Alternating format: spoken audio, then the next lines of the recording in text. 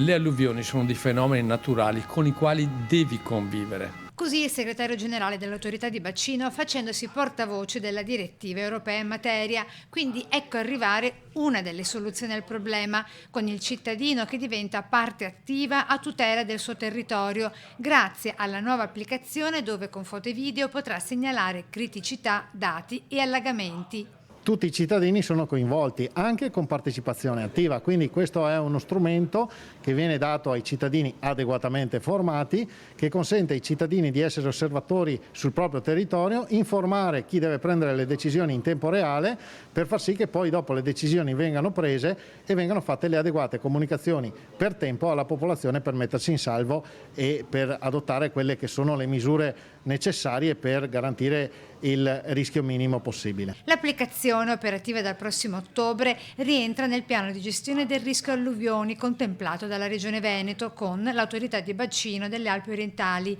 e che vede coinvolti ben 100 comuni veneti con altrettante scuole primarie, 100 secondarie di primo grado, 50 di secondo grado e i 3 atenei universitari di Venezia, Padova e Vicenza, con oltre un totale di 1,5 milioni di abitanti. E dopo le alluvioni degli ultimi giorni proseguono i lavori della regione. In modo particolare nel Bassanese, di fronte a un nubifragio particolarmente rilevante che,